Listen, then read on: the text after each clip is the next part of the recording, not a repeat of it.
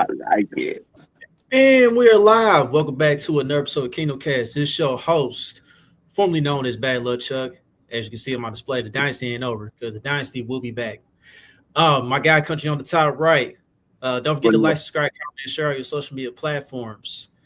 We are here tonight mainly to talk about defensive linemen because that's been a hot topic around here at Chiefs Kingdom. The Senior Bowl been going on, seeing all these defensive linemen showing out currently. So we're trying to figure out which direction the Chiefs going to go as far as the draft itself. And we got special guests here to help us out with that. We got a Nebraska Cornhusker alum here, played for the Nebraska Cornhuskers. He coached in high school. He's out here training high school kids all over the country. Empire 707. Yep, in the trenches or whatever. So he is the CEO of Nexus Trench Performance. I'd like to welcome Coach Rose-Ivey. What's going on, Coach? What's up, fellas? What up, Coach? Man, it's a long time coming, man. Nah, for sure. I know we've been basically ping ponging in the DMs for a minute about getting on here. It's either my training schedule or mainly it's been me for real. I think it's my training schedule for real. So you see, I was about to try to blame it on you real quick, but I mean that's cool. I was gonna take it. That's me. But I appreciate y'all having me on for sure. No doubt, man. So Nebraska Cornhuskers, black. What do they call it? Black shirt. Black defense. Yeah, black shirts. Let us in on a little bit of your history with Nebraska, man. Bet, man. So I played football at Rockhurst High School. Went up to Nebraska. Was an Under Armour All-American coming out my senior year. Went up to Nebraska. Had some expectations to play early on, but shoot, I came up there. I had dislocated my kneecap, messing around playing basketball. Like the February going into the summer. So I came in hella out of shape, you know what I mean? Just wasn't ready to go. So I ended up redshirting my first year. Second year came back, still on the most tackles by a freshman in Nebraska history with 66. So did that my redshirt freshman year. Tore my ACL my redshirt sophomore year during training camp. So like 2 or 3 weeks before the season started on kickoff, running down, made a wrong little move and season was done there, came back next year, ended up tearing my groin, which I feel like that was even worse than the ACL for real. That set me down for most of my junior year. And then my senior year, I came back, had a solid year, contributed. We had a decent season. And then after that, man, played in a developmental league down in Florida for a little bit, then went up to the CFL for about a month.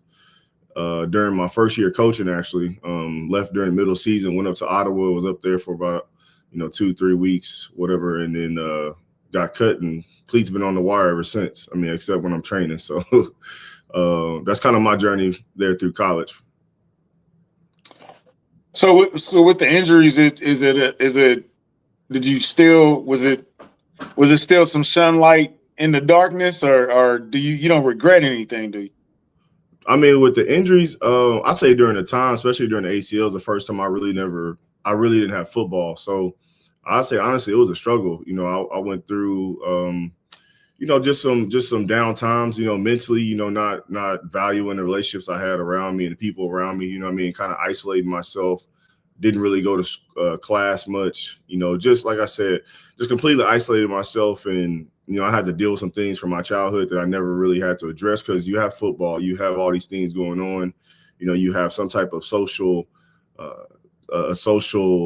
kind of bubble around you where you kind of shield yourself from what you really need to deal with is you. So actually went to therapy for the first time during my ACL injury that year and talked a lot about my childhood and just things that went on and how that impacted me and how I'm kind of handling adversity and things like that. So I tell people all the time, me still being kind of active a little bit with the training stuff that, I value getting injured and having to relearn, my body and having to go through that process again. Because I feel like, again, you learn to appreciate it, you know what I mean?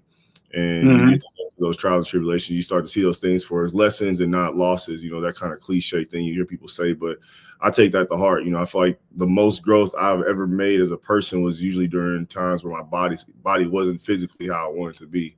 And, sometimes we're not aware of the mental toll that takes on not even, athletes, even just, I was just playing basketball 2 or 3 weeks ago. I'm sure a dude popped his Achilles, coming down on even for him, like, as a competitor, you know, I'm not looking at this dude like, hey, he's about to have to go to work, you know, in the cast. I'm just thinking like, dang, like buddy can't get off of work and go play basketball, you know what I mean? And probably release some stress. So, you know what I mean? I look at injuries totally different for anybody just because I went through so many. And like I said, I value that time of kind of rebuilding yourself both physically and mentally. How far away was the fam? Was they were still in Kansas City while you was up in Lincoln? Yeah, they were still in Kansas City, but so they were close, but not. Yeah, I mean, Lincoln's 3 hours. You know what I mean? That's like going to you know, Columbia or so, you know, going towards St. Louis side. You know what I mean? It's a straight shot. You know what I mean? I could probably do that drive in my sleep. You know what I mean? I've done it so many times. But yeah, the family was always up there every game. That was one thing, like for me before games, I always found my pops, found my people, you know, before the game, right when we come out the tunnel type of thing, just kind of my little ritual. And that was one thing I was always appreciative of too, is that they were able to experience college with me and come up there and see me when I was on the bench talking about I want to transfer, you know what I mean, to, you know, being a guy that was a big time contributor and making plays and things like that. So that was a blessing for me. Yeah, they got a rich history up in Nebraska, man. I remember the Tommy Frazier years and what's the coach? Was it Norman? Osborne. Yeah, Osborne. I'm talking about Norman. So yeah, they always had a rich history, man, in Nebraska. They're not what they used to be, but it look like they trying to bubble back. No, we nowhere near. We trying to, man. We trying to figure out this whole new landscape of college football. Everybody is, but we a little bit behind the 8 ball with kind of what we've been dealing with the past couple of years. But I think we on a little bit of a path back. It's just how far we get back. The 90s was so dominant. You know what I mean? That's the thing. Like, people don't realize just how dominant Nebraska was. Not even the 90s. I mean, from the 70s up through the 90s, really, how dominant Nebraska was and battling with the Oklahomas of the days and the Miamis and all those teams like that. Like, you know, Nebraska was college football. It was what we saw Alabama be. You know what I mean?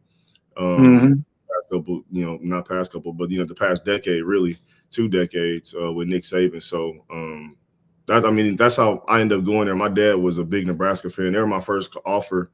And, I mean, really, he almost – I mean, I would say peer pressure. Not peer pressure because he's my dad. He pressured me pretty much every day to commit, you know what I mean? And, you know, for a minute, I thought he was joking, but he's doing so much. It was like, dang, you know what I mean? He may be serious about it. So, yeah, I committed to Nebraska pretty early. I was like sophomore year, I think, going into my junior year. I was Florida State, so I wasn't rocking with y'all at all. Yeah, I'm already knowing.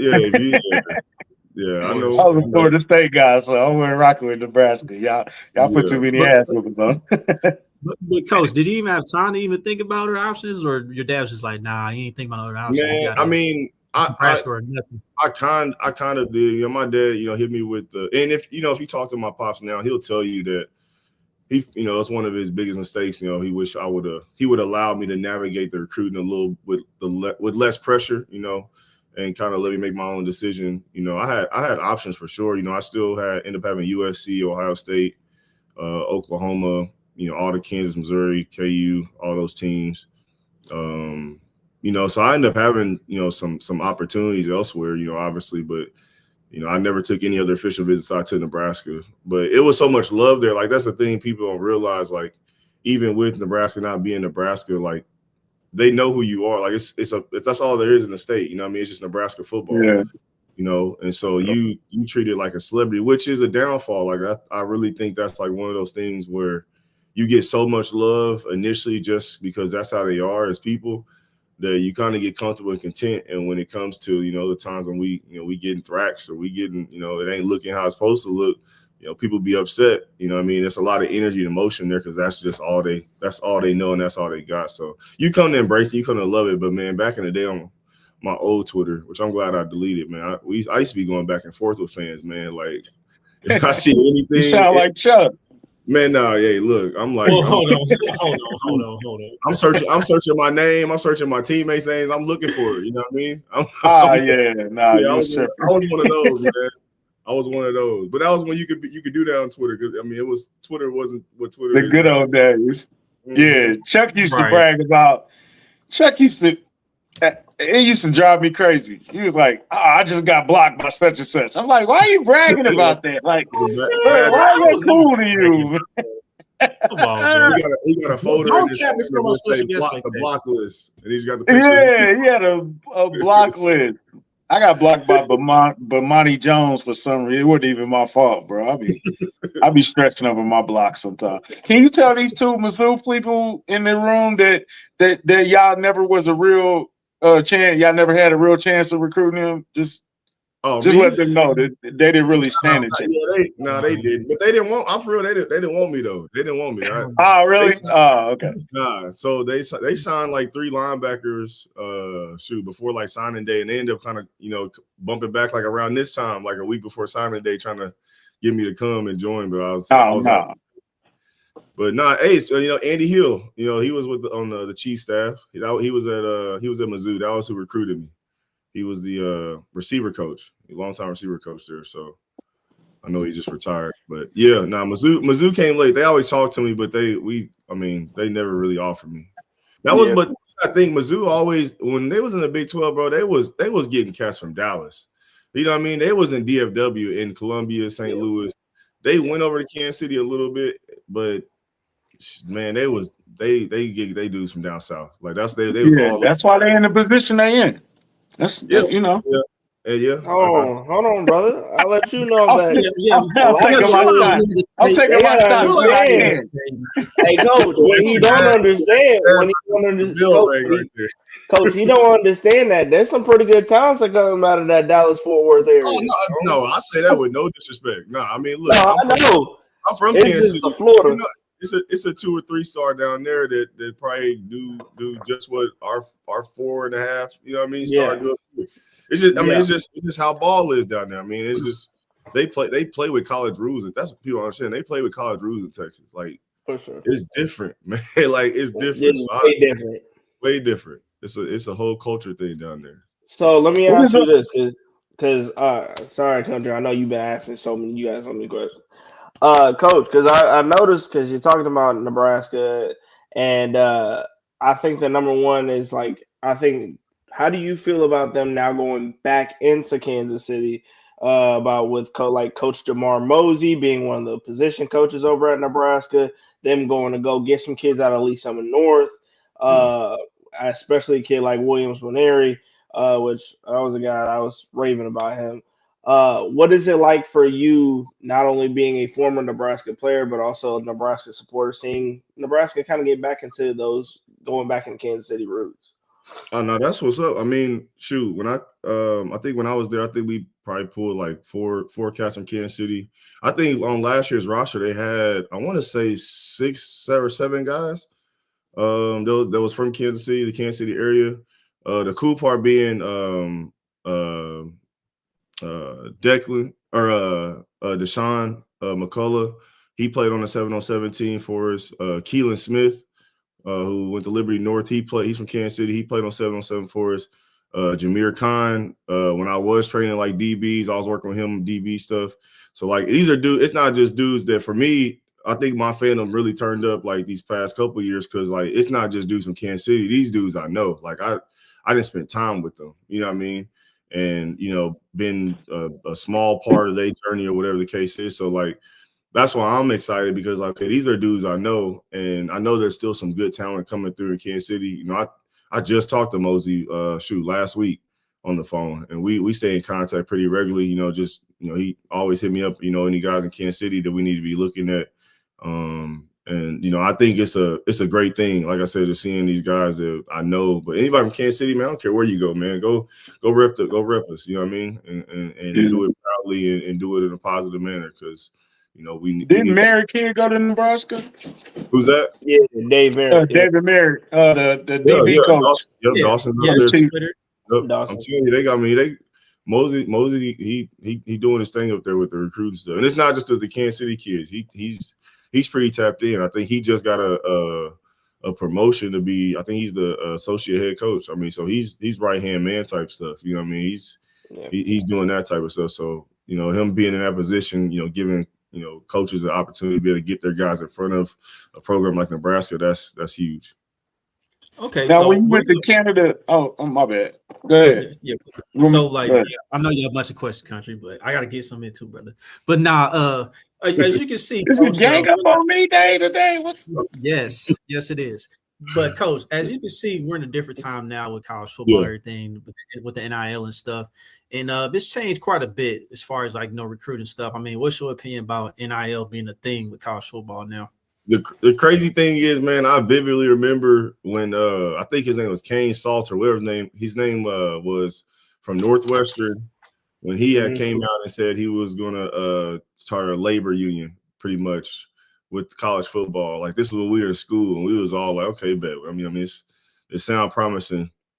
To now, we're like, man, I remember we was getting $35 a month, on a little card to spend at the little campus store while we was in the dorms. You know what I mean? You telling me these cats, like, for real, day one coming in with, 5-6 figures in their account, in a dorm room, you know what I mean, with the regular population. Like, it's just crazy. Like, I couldn't even fathom. Nice car too.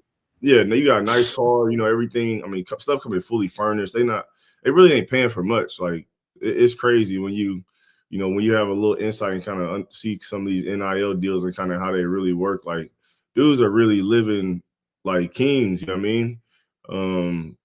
So I mean, for me, I look at it twofold. I mean, I'm a coach now with aspirations of coaching in college. So obviously I'm gonna have to, there's no choice. If you want to be in that business, you have to be able to navigate that arena.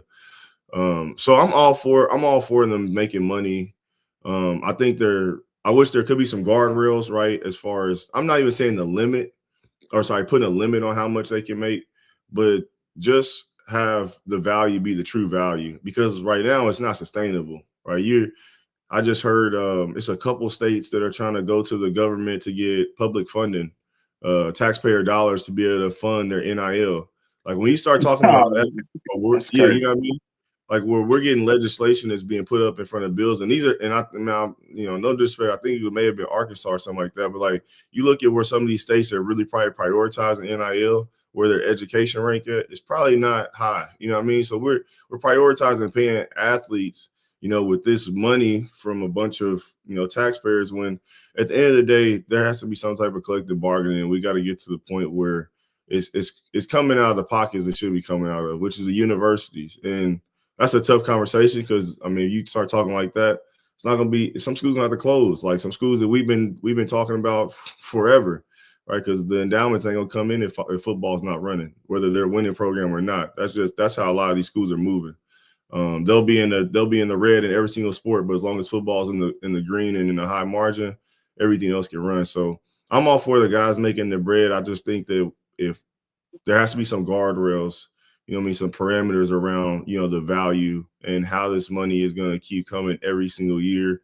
And, you see, I think there's been 2 already lawsuits of schools suing players. Transfer fees, I think, is the next thing that's coming, right? Where if a kid transferred from my school, there's going to be some money involved back to the school they're leaving, kind of like soccer does internationally. So I think that's going to be interesting. I almost, I don't know. I don't know what the NCAA is doing. I won't speak fully on that. I don't know what they're doing. If they're waiting for legislation to happen, or they're just letting it just be a free for all, and this is just how it's going to be forever. But it'll be interesting to see how the landscape changes over the next couple of years, if some type of Congress or the government starts to get involved and try to rein it back a little bit. But I'm all for the dudes making money. Like, I can't knock that. No, Do you foresee a future of a kid balling out in college, getting paid? He got about $20 million after 4 years. He a local celebrity, in towns that ain't got no NFL team. He a local celebrity already. He got the car lot already. He got all that. Do you see him like, man, I don't need to go to the NFL. I'm cool. I can retire off this for real. I don't think so, because if he's created that much value for himself in college, then he can probably at least get that first contract. If you get what I'm saying, like, he's probably a first or second round guy. So I'm looking at that. Okay, $20 million. If I can go to the league, not only you got to think of I won't say the ego, right? But that may be the best word to say right now. Like, the ego that you have at that level. Right. Even still, that if I create that much value, then I've probably done a little bit of work to get where I'm at college. Right. So why not? Right. mean? So I would, I don't think it'd ever get to a point where kids making that much money in college where it's now if you get a kid that already is coming for money, you know what I mean? It's just maybe there's injuries involved or something like that where it's like, okay, is it worth the risk of you continuing playing college football or playing in an NFL? If you've already, sustained this amount of financial success, then I can see that. But I think the NFL still always, I mean, that's the real money though. You know what I mean? That's the real money. That's the real life-changing experience. You play in there 4 or 5 years, you set for life. You talking about being set for life, right? You get to that second contract, you get that pension, right? Where now you talk about you got a certain amount of dollars coming to your account every month, every year, and you don't have to do anything. You know what I mean? I think that's where the mindset is, at least long term for a lot of these guys. And two, I mean, the allure is still there. I want to be seen on Sunday. Like, you know what I mean? Like that allure is still there, I think. And it no matter how much money they get paid in college, NFL is always going to be the end goal. Nah, I feel it. Because me personally. What happened to you? You good? Go ahead. Okay. I was going to ask you about Canada. If you felt like a fish out of water in Nebraska, how did you feel in Canada? Man, Canada was cool. Like it was dope. So I was in Ottawa, which, if I'm not mistaken, it's like kind of near Buffalo. Like it's like they're like super close, like right on the edge of New York. So it felt very American. Everybody just had a French accent type thing. You know what I mean? People were speaking French. Now the football part, oh, for sure. Like, so being a linebacker in the CFL. Okay, the first part is this. So like in the CFL, they have a certain amount of American players they can have and a certain amount of Canadian players they can have on the roster. So you'll be in the middle of a call in practice, right? And I was just on the practice squad. I never made it to the game. But you'd be in practice and, you can have a conversation with a dude, like you making a check, and you're talking in English to this dude, and then you hear him make a check, the same call and check to the dude, another dude, and it's in French.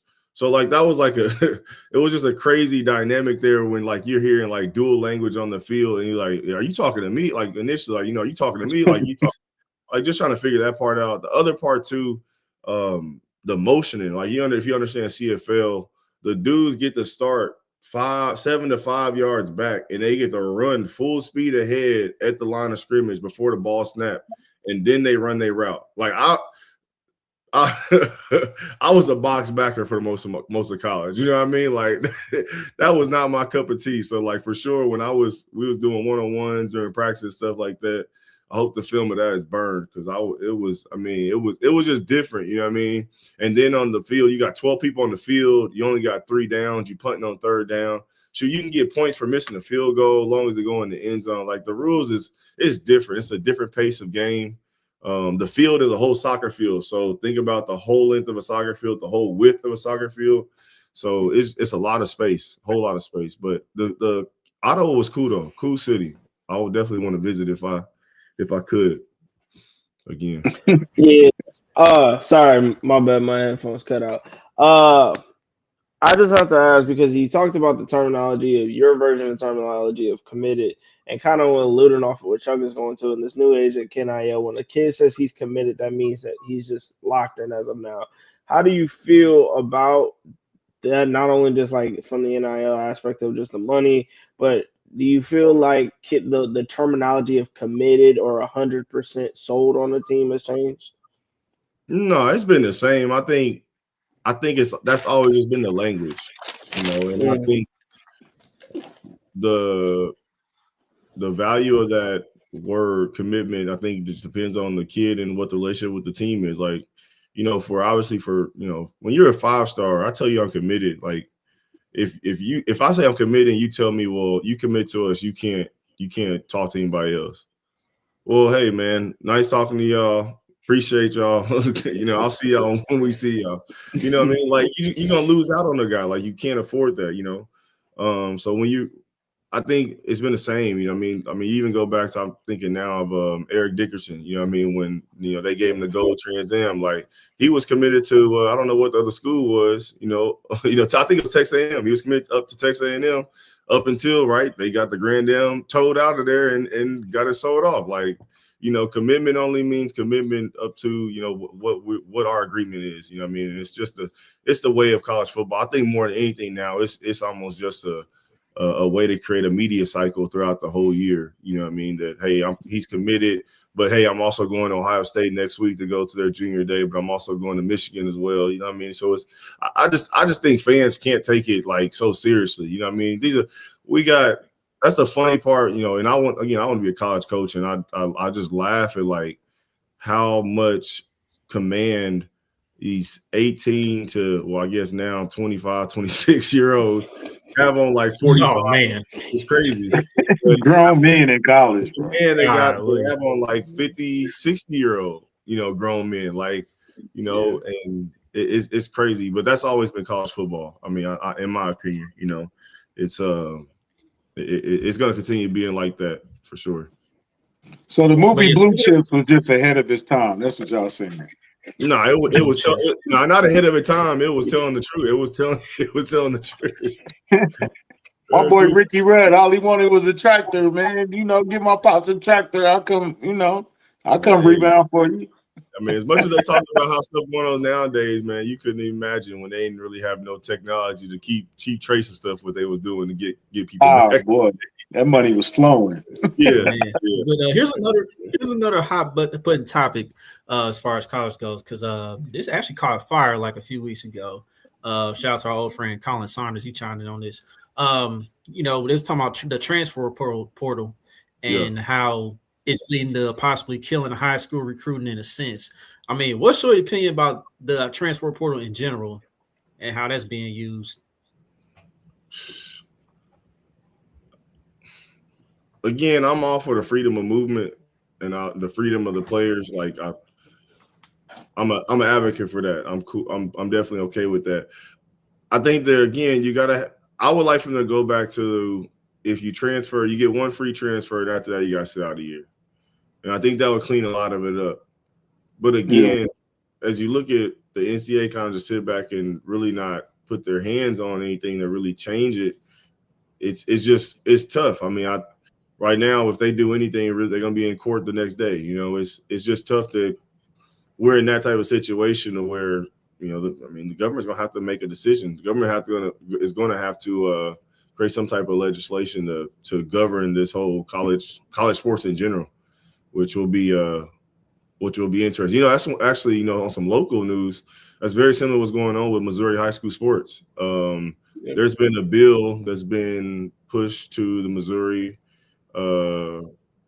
House of Representatives to make the Missouri State High School Sports Association under the authority of the government, and they will make the rules and bylaws for sports and participation, who can participate, and things like that. So we're getting some very interesting times in general, and that stuff is going to touch us locally, and that's going to be interesting to see if, I think that, I don't know when it gets voted in or when they're going to discuss it, but it's definitely been something that's been brought up. Yeah. So y'all get out there and vote, man. Don't just vote for the president, man. It's things y'all need to be paying attention to. Some people only vote for the president. They don't vote for nothing else. Right. And then they wonder why. Why the Chiefs went to Kansas, because you didn't vote. Everybody got something to say about it. Yeah, they was going. That's a whole other topic. we ain't gonna go there. But as far as what drew you into coaching, and who was your mentor in coaching? I've always wanted to coach. When I was younger, I was very keen and detailed in the football. Like that was my thing. My parents had me when they were in high school, and my dad was playing. So I don't remember it, but I would assume that a lot of my foundational memories was, being around those atmospheres and stuff like that. He was playing in high school, went on to play college a little bit. So I've always been around football. Football's always been my passion. It's something I've always wanted to do.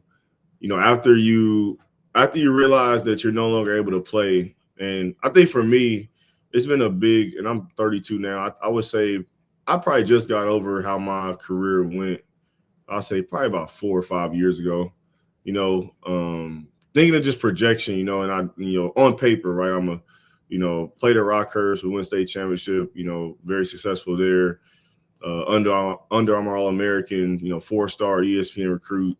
I go to Nebraska. I redshirt my first year, but my second year I come back, I break the freshman tackle record. So I'm thinking, in my head, this is going into the year before I tear my ACL that, shoot, I got one more year because I'm a redshirt. Like I do one more good year and I'm out. I can get out and get to the league, And then I tear my ACL, I tear my groin the year after that, and then my history is my history. So when you finally realize that, like, hey, this is over, like, we can't chase this no more, that you kind of try to shun yourself away from the game. That's what I tried to do when I moved out to DC with my mom for a little bit, and kind of tried to figure out what I wanted to do, if I wanted to stay out there, come back to Kansas City, end up coming back to Kansas City. And I didn't really watch football. I didn't want to talk about football. I didn't want to talk about Nebraska. I didn't want to talk about my experience. And then I just got into training. That's really what catapulted me into coaching. I was training a group of kids.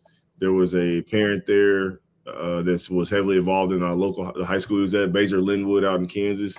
And he sent the video of me coaching to the head coach, and I had an interview the next day and got hired. And I wouldn't say I was really looking to coach, but it gets to a certain point when you get to that first practice and you get around those kids and you get those feels again. It's like, man, like this is what I'm supposed to do. And maybe me not making it, not to get biblical or anything, but like, kind of I call it like the Moses effect, where, I get to see the promised land, but I'm not going to get to basically, get to enjoy it. You know what I mean? And somebody else maybe my job just to get somebody there, and then they can go off and do what they need to do, throughout the rest of their journey. And I've truly embraced that part of my journey, and maybe I could be wrong. Maybe I'm totally off on what my purpose is, but I feel like I am a bridge, to help young people, get to that next level, whether it's on the field or off the field. I truly take the mentorship part of coaching seriously. I would say at every stop I have, I still have kids I communicate with and I talk to. And I feel like every person I come in contact with they feel is genuine. And I think I'm also a really damn good football coach. So I think it helps me out in a lot of ways, in that sense. So, I would say coaching has always been something that I've wanted to do. But at a certain point, I definitely wanted to get away from the game of football and see if I could find myself outside of it. But I just kept being drawn back to it. And, I definitely feel like I found my passion for sure. I've been trying to get my young boy into coaching down here, but, Man, we ain't got to go into it, bro. It's fine. Coach, I was a volunteer coach ever at Winnetonka High School this past football season. Okay, so you was over there with Cobbins. Yeah. Cobbins brought me in as a volunteer coach. Okay, there you go. It's a joy, man, for sure. Yeah, it was. I was enjoying it. He, as well as the coaching staff that he brought in, was phenomenal. Unfortunately, I had to terminate my position of my job, and it unfortunately was able to pull me from coaching a little sooner than I wanted to. Yeah. But I mean, honestly, I know especially about that whole thing about the being genuine thing, because especially with those kids, it's like some of them, they needed somebody to be there for them, as well as not only just be a coach, but also be somebody to talk to. And I think that's probably, like, if I ever went back and I redid everything, the main reason why I would have stayed is just because of the fact that I genuinely cared about the kids, and I wanted to make sure that they knew that, again, some of them, they don't have a father figure, or their father figure wants nothing to do with them, and they needed somebody to be there. And honestly, I felt like me leaving them, that kind of put me in a disarray, and that's the only thing that I would probably regret doing. No, I've been to I've been to 5 schools. So like I definitely feel you on that. That's one thing for me. Like, I think there's a way. Obviously yours was kind of like abrupt, but I think kids understand. To a certain extent. When you're in their lives for that moment, I think it exemplifies it, and it's going to carry over, even when you're not there, if your impact was genuine, and I think, man, we for sure it's another conversation to be had too about getting more young Black men, not only into high school coaching, but in the school system as well. And being around these young people outside of football and seeing them grow and mature and in these different social situations. And I feel like for me, that's when I became a better coach for sure. And I think that's when I started to learn too, is more than X's and O's. When you can see a kid in the morning, 7:30 trying to talk to a girl in the hallway, and you know what I mean? You get a dip, because now I come to you like, oh, so I saw you caked up in the morning, so that's what we're doing. You know what I mean? Now we can build that relationship outside of, now I'm just yelling at you because you didn't cover the A gap or you didn't contain the quarterback, and we can build on something more than that. And I think even I'm in a suburban school now. I'm up at Liberty High School. Just being honest, predominantly white school. Yeah. But even it's different when even they recognize it. Just being real, they recognize when they see a young brother, right, come in, hold himself to a certain standard, right? Hey, I'm not gonna be your friend, right? And we're gonna completely just joke around and be unauthentic. Like I'm gonna be me, but also I'm gonna truly genuinely be me. Like I'm not gonna change up, I'm not gonna code switch, but also you're gonna see me, I'm gonna handle my business. I'm gonna be first one in, you'll never see me not be prepared. And there's a respectable thing that goes in any setting you're in, like, whether you're in a suburban setting or urban setting, that you carry yourself like that, you get even that much more respect from those kids. And sometimes honestly it could be a detriment to adults, because they sometimes get a little bit envious that maybe you can reach kids that maybe they not be able to reach and get something out of them. And I think you have to be wary of that. But there's a lot of joys, man, in coaching high school ball and just coaching in general. Yeah, that's a beautiful segue, man, because we was gonna talk about switching from Mac Nagy, who was a friendly, bubbly guy, to Eric Bieniemy, who's a business-oriented guy. Yep. Did you see the difference in between those two? Have you seen the difference between like a player's coach versus a guy trying to be your friend, but he ain't, it's kind of business, but it ain't? I mean, what we were talking about like the play calling, or we just talking about personalities? I think the personalities, I mean, we're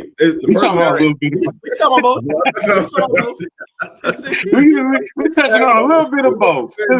But this is the thing. I don't think sometimes you react to the guy that's cool. Like, oh man, he a cool dude. He like the homie.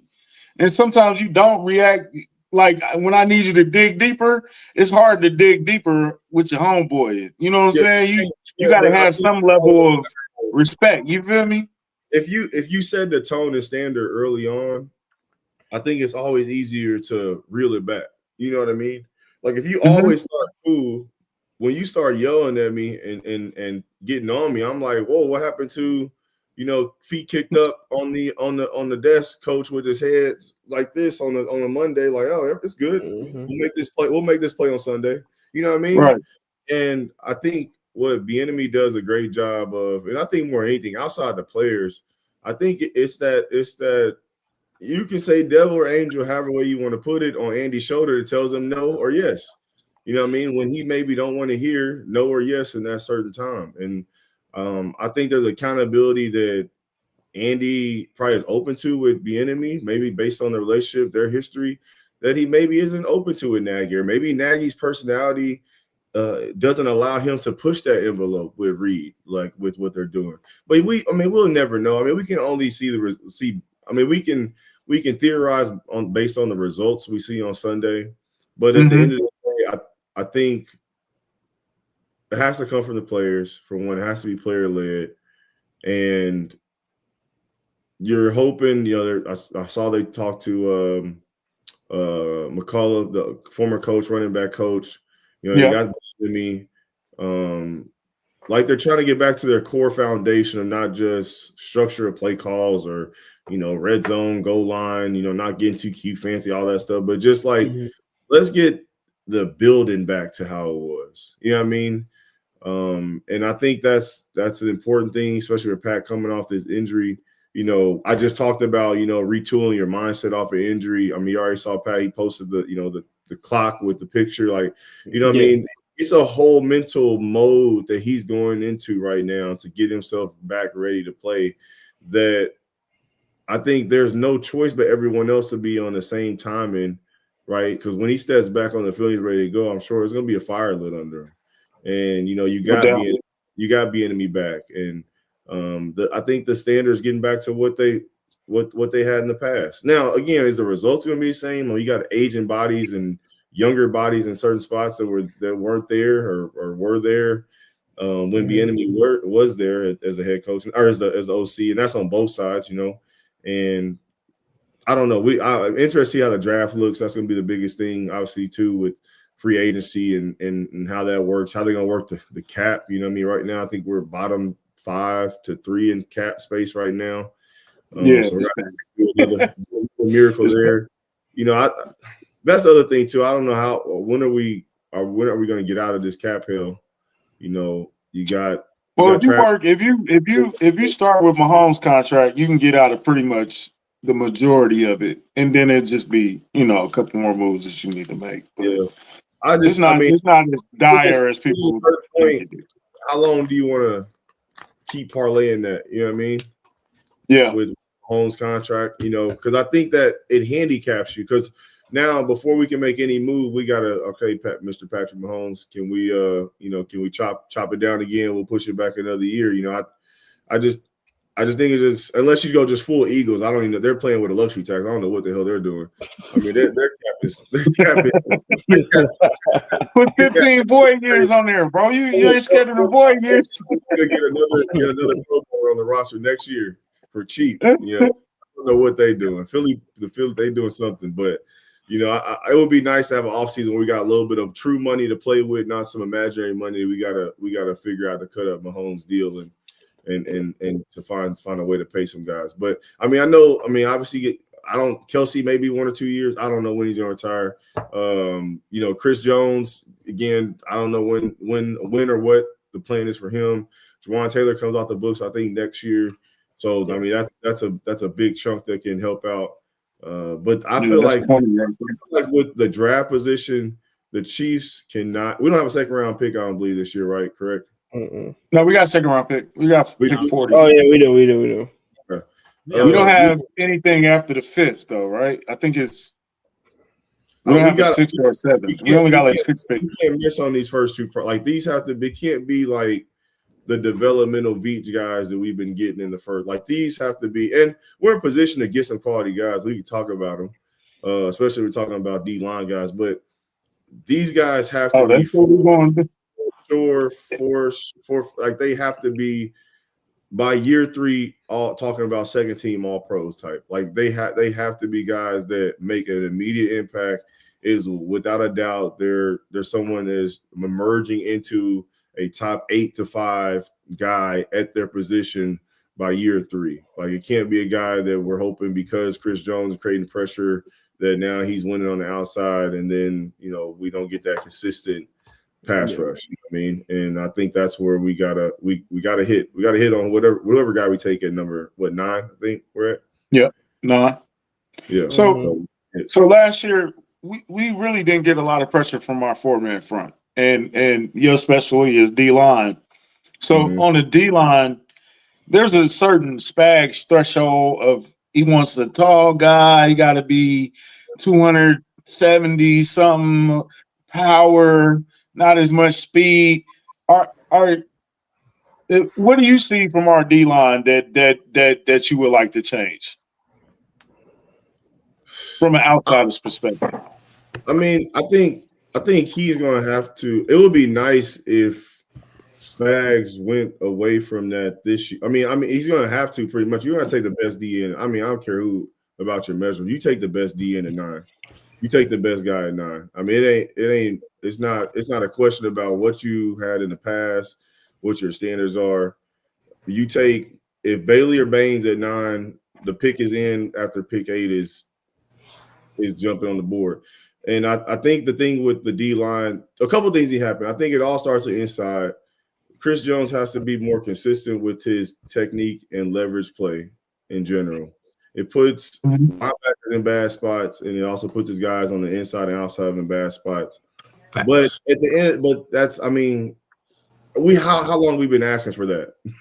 I was just about to say that. Yeah, you know, so I mean, it's like we gotta either say, hey, that's just Chris Jones, and you got to play off of, because we'll go back to my Nebraska days. And this, I didn't get to play with Sue, but I was getting recruited during the time he was there, so it was I got to hear kind of some of the stories, and I mean that's how it was with him.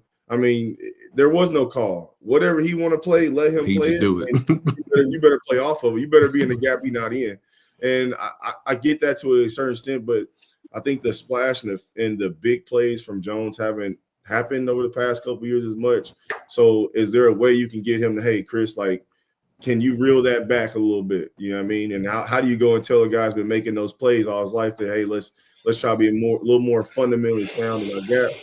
You know, we can always see how that conversation goes. But I think just more gap integrity up front, and then you got to find a way to be able to rush before. I mean, that's the name of the game right now. Guys are blitzing. They're blitzing 5. They're blitzing 5 sometimes, but more times than not, you got to be able to win with somebody on the edge that can get off the ball, bend the corner, and put pressure on the quarterback. Interior pressure helps, but nothing else. Nothing changes the game like a strip sack off the edge. You get what I'm saying?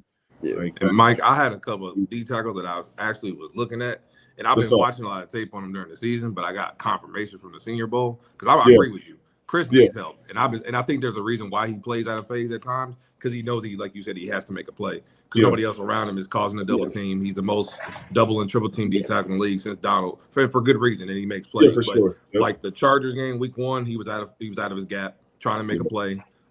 Ironically, the fun when he jumped offside versus the Broncos on the Christmas game trying to make a play.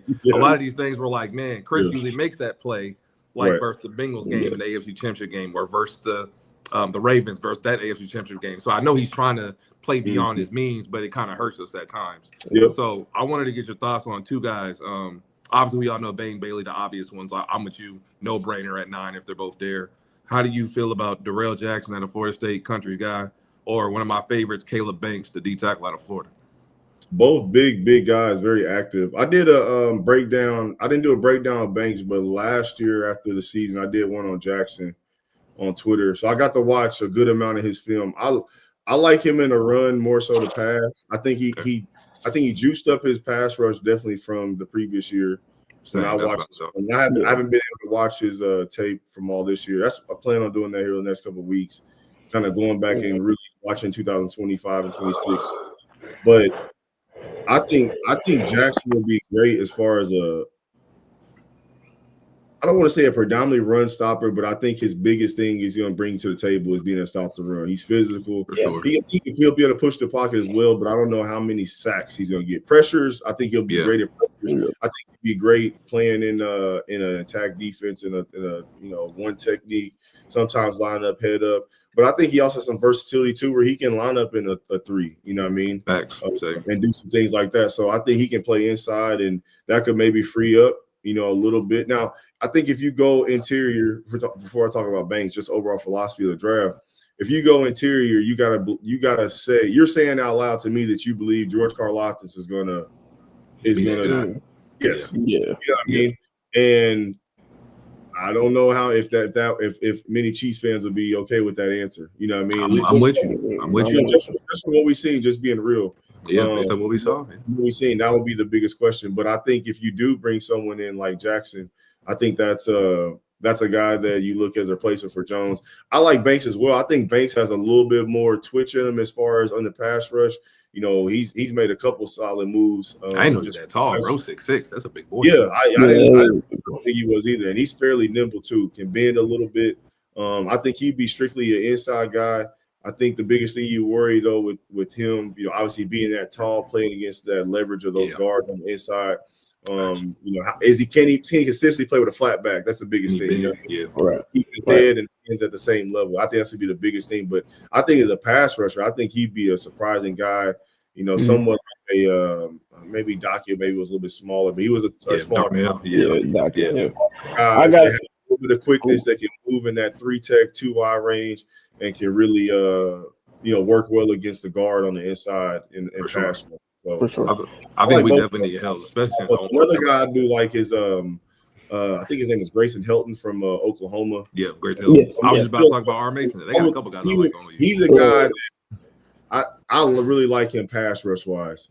Run wise, I think he would have a little bit of a learning curve in the NFL, and he got better, I think, with some of the stuff I see from Oklahoma this year. But as far as pass rush, he has some twitch, he has some move. I think he has some witty about him too, with his rush IQ and being a no-win counter and things like that. And they had a really attack in front at that Oklahoma this they had a past good line this year. Yeah. Venable doing his thing up there for sure. Go ahead. Go ahead. Go ahead, Trey. No, I had some other players, but you can finish off yours with it. He named all my guys, so I'm cool. I mean, obviously, if we get an edge at 1, I'm full on board for D tackle at 40. So that's all I'm. So, because we also got some non D line players that we also want to ask you about. Which one of them is CJ's guy? First. I'm gonna ask you about a local kid in Cassius Howe, because some people, I know not a lot of people they're not in favor of it, but he's a local kid. And especially with you at needing edge position, I mean, he still qualifies for that spot. Him, and honestly, I'm gonna go more interior with Peter Woods, and then I'm gonna crap it off with Emmett Johnson. Emmett, my boy. Hey, yeah, Emmett need to be here, bro. Yeah, Emmett would be nice. I'll go with top order. Who'd you say first? Cassius. I mean, shoot, he was the SEC Defensive Player of the Year? I think he was. I think he was. Yeah. Super explosive. I mean, to go from where he came from, as far as he took a jump for sure. He was dominant in the MAC too. That's the thing. People forget about that. It wasn't like he had a couple good, a decent season and just jumped. Like he was one of the top sack leaders in the MAC the year he was in there at was it Bowling Green. And went to A&M, and I mean, shoot, he shows he's got some length on him. You know what I mean? I like the mentality, as far as how he plays. You see a couple cuts and him, talking trash and just being a very violent and active player on the field, which is a good thing. I'd be interested to see where he ends up measuring out. I believe he'll probably be a combine invite. I'll be 99% sure that he'll probably be a combine guy. So it'll be interesting to see where he tests out at as far as, first 10 yards in that 40, seeing his lateral movement, and then getting the official height and weight. I think that'll be the biggest thing for him is coming in at, 6'3" and a half, somewhere around there. And I think he'll be good, but I think if it's a little bit lower, he may be in the second round. But I think he'd be somebody you can get a decent value for if you're planning on doing something else in the first round, but still need an edge guy that you can go after. And although I think this class is definitely not the strongest overall class, I do think there's some edge pieces fairly deep in this class that I think you can go get, and they can be fairly productive in whatever realm you want them to be, run stopper, pass rusher, whatever the case may be. For sure. Peter Woods for Clemson, inside guy, right? Big guy from Clemson. Big guy. I think he's probably the best. I think coming into the season, I thought he was the best defensive tackle on the board. A lot of people thought that way. He did. What he does in both the pass and run game, I think I want to say is above a lot of the guys on the interior. I think there's some good guys. Like I think Corleone from Cincinnati would be a great plug guy, in the run game. But I think Woods can give you a value of doing that, right? But also I think he moves really well. He can move. He can be in a structure that does some movement, slanting, stunting, and things like that. But he also can hold a gap and can play off double teams and just play attack in one gap. But I think the pass rush ability he brings to the table too is a big guy. He brings a lot of value to a team on the interior, and he has a little bit of versatility as far as his alignment too.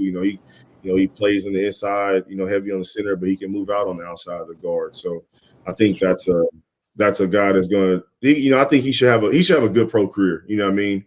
Pretty well-rounded guy, good technique, good skill set. I don't think he'll struggle in the NFL. He's young too. Yeah. He's only 22. I think 21, 22.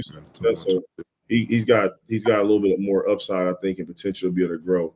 Now, talking about Emmett, man, I would love to see Emmett with the Chiefs. I think he's exactly what it makes sense, bro. They that's exactly what they're looking for. I think maybe even more so what they thought they would get in Clyde Elair. I think they would definitely get that in Emmett. I think one of his characteristics I think that's kind of unspoken is his pass pro. Like I think he can be a 3-down I was just about to say. Yeah, I think he can be a 3-down back, catch the ball at the backfield. He runs hard as heck. And I was, being a Nebraska fan, I mean, coming into the year, I'll be honest. I mean, we was always talking about, who's going to be our number 2 because we didn't think that he could handle it. Yeah. And he toted it. I mean, he toted it. And yeah, multiple 20 carry games. Yeah, runs hard, has really, really good vision. I think he would do really, really well, in the kind of zone RPO scheme that the Chiefs run, because that's what Nebraska was running, this past season. He knows how to BYOB, be his own blocker, and then find the hole. So I would love to see Emmett in a Chiefs uniform, but I know regardless where he'll go, he's going to be a top back, in the league, sure. in the future. I'll be interested to see again, how does he run? Will that impact kind of if he drops a little bit lower or higher or goes up higher? But he's a special back. Good balance too. I think that's one thing that's underrated about him, his balance and ability to take contact and fight through it, gain the extra yards. And he's not the biggest guy. He's not a big loser, but he runs like. I mean, a lot of people, their speculation is that they don't like when players try to play up, like smaller guys try to play up higher than what they're supposed to be. But I mean, the thing about it is when you have your tenacity, it's kind of like what you said with the balance of Emmett, is that he has that ability of him being able to play bigger than his initial size. Yep. And it won't be a hindrance to his game. Yeah. So yeah. Country, you want to see somebody else is asking? No, about we had questions in the chat. Yeah. Are we done with FAU and KC? I mean, How this do is you year feel 4. about FAU? He was a first round pick. How do you right? feel on the FAU thing? How do you feel about how they've utilized them so far? And do you feel like, because they asked him to gain weight. They did the same thing with Omar Norman Lott. I hate that. How do you feel about the process of when they draft people and then tell them do something that's not normally in your comfort zone? It's tough. I ain't never been in those meetings and been in those situations. So I'm sure, I mean, you gonna do what you're gonna do to keep getting paid. You know what I mean? Facts. Gotta stay I would understand. I would know that it probably would be frustrating. You know what I mean? It probably would be something that would take a toll on you. When I look at Felix, I think he had traits that I think you saw that could be developed. But how many defensive line coaches have you had? This is third one. I believe so. Yeah, Cullen. He had Cullen here. Matt House. 2. House. Yeah, it's from 23. Yeah. So about So this would be his third one. Yeah. This is probably his third one. Yeah. So I think there's some things there too where I don't know if he's been fully developed at that NFL level. But when I hear people talk about developing in the NFL, sometimes I don't know what that means. In the sense that I think it's different for every team. It's different because I think the development is set at the pace of a player and exactly opportunities they're allowed to get.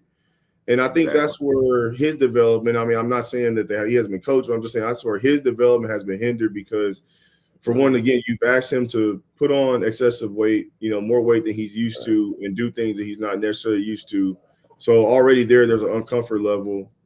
And then also, hey, we need you to kind of fill in these roles, that we're not really giving you a particular role, but we're saying, hey, just be ready.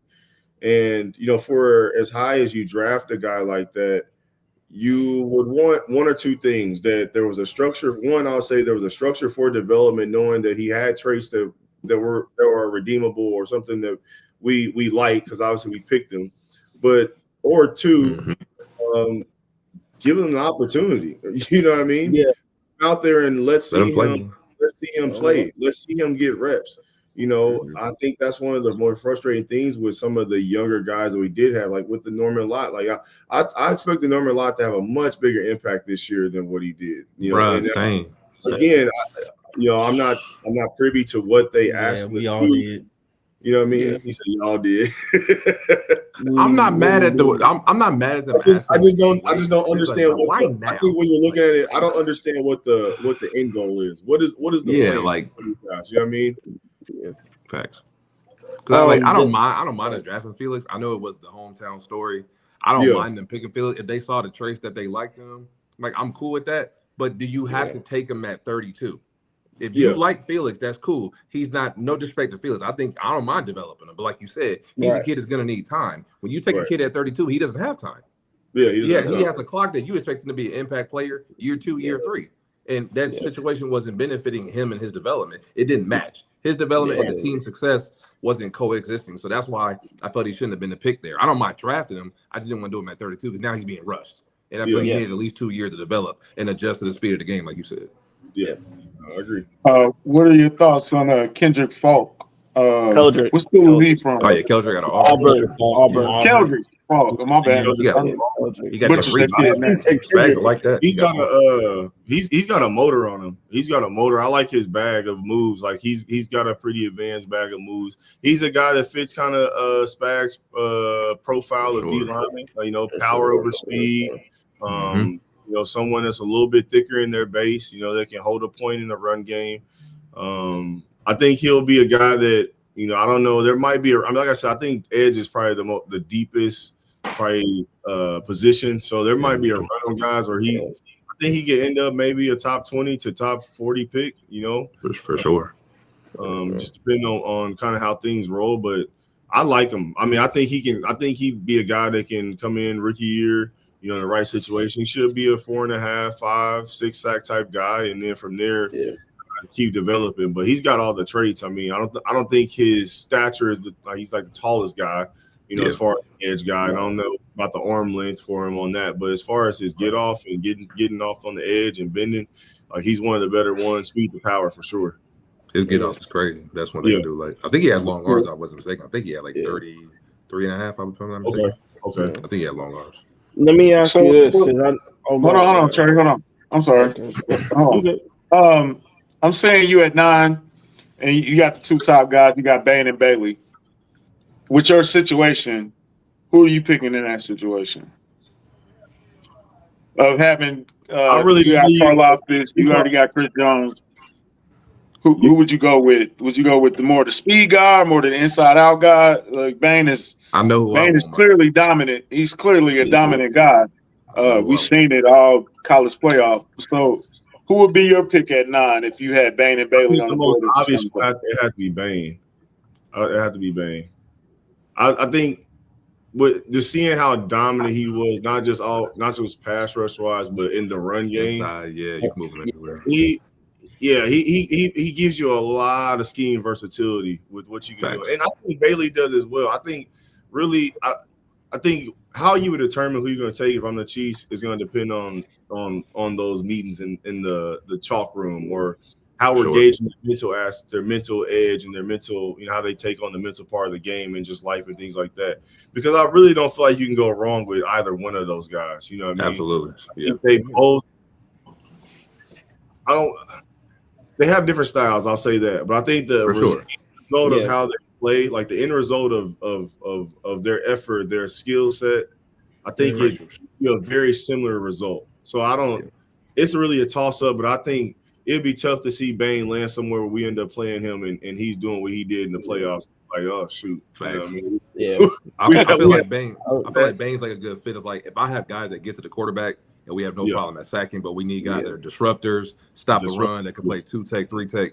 Anywhere across the line. I'm not saying. And Bailey, he was wearing no gloves, no tape, nothing. Bailey's up. Yeah. Bailey. So it's no like. He for real. Bain looked like he 38 years old already. You know what I mean? Grown ass man. He do look old though. You know what I mean? He's all ball, man. I think he's gonna be all football, bro. It's gonna be just straight. I'm scared of a dude with no gloves, Mike. I ain't gonna lie. Hey, bro. Yeah, you got to take some gloves. You don't play no tape, no sleeve, no nothing, just straight socks and a helmet. That bro crazy. I don't want fool with him. Put them socks on. You gonna get fined though. Does the arm length bother you with Bain? I know that's one of the things that knock on him. I'll say this: you got if you don't have strong or like long arms, you got to have explosive hips, and he got them. Like that's the thing. Like you know what I mean? Quick, explosive hips. I think you take a chance on it.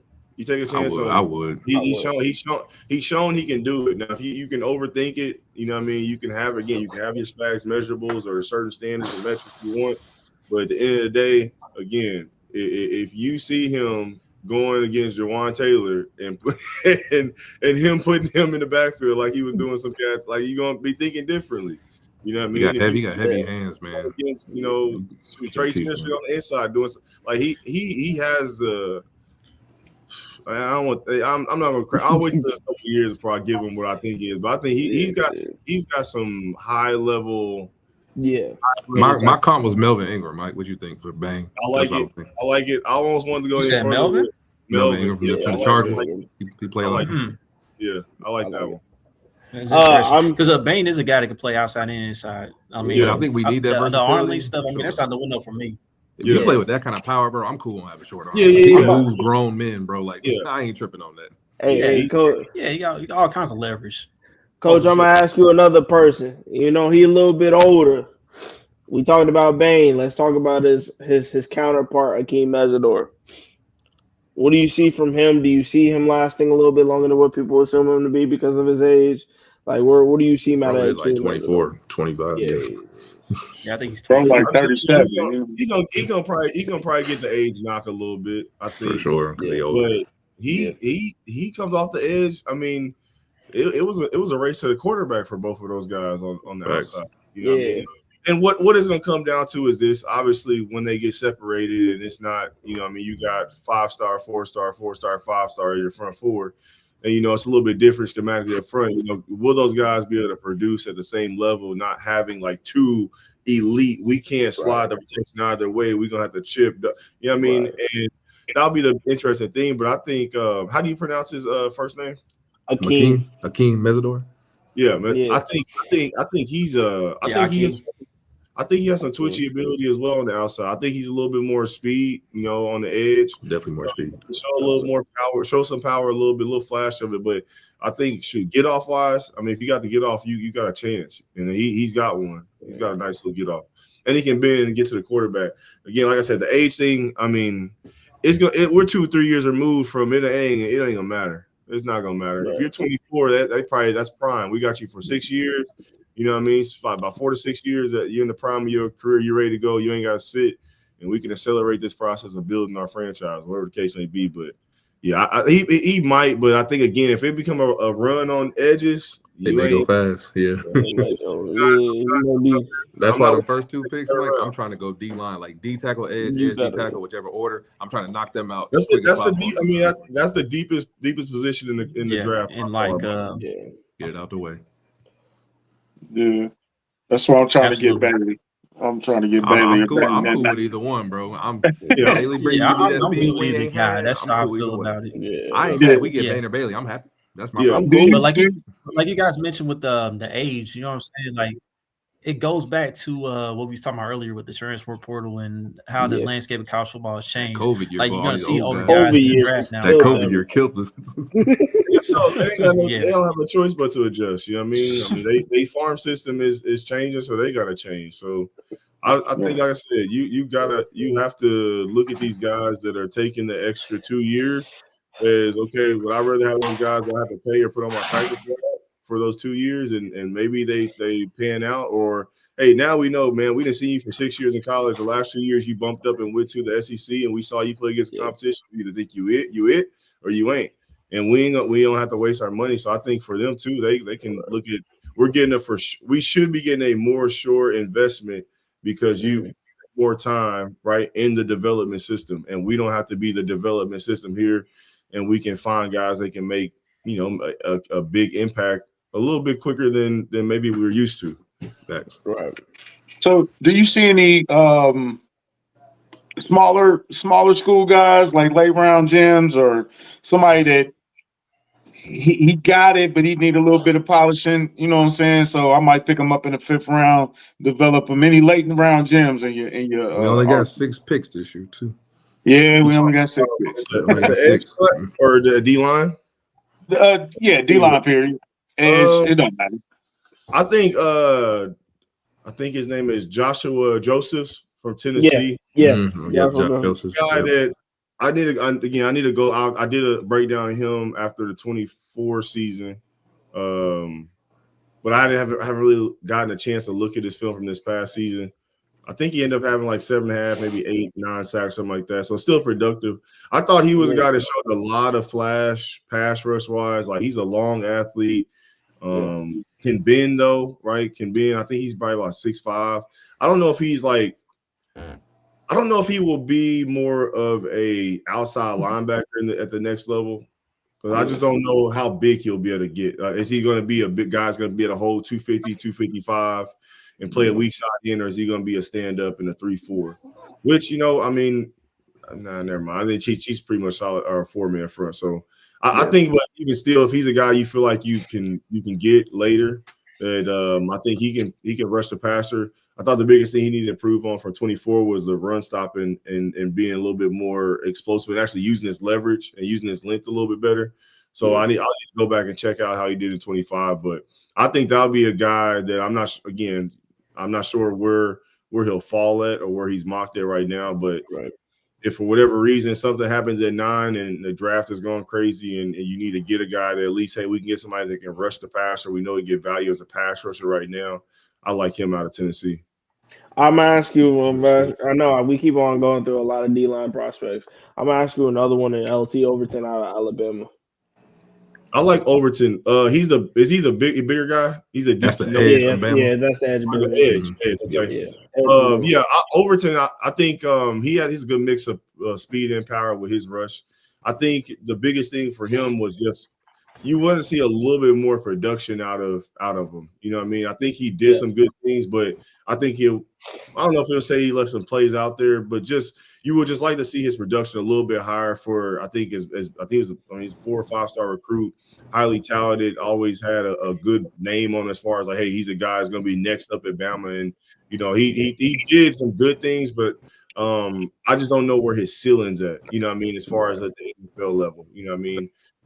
But I think he has a good skill set though. Don't get me wrong. I'm not down on him, but I just don't know where teams are going to see his ceiling and see if he can guy that can be a perennial starter, borderline, all pro type guy that can make immediate impact. But I think again, you get him in the right situation where he can focus on just being a pass rusher or coming in being a situational guy.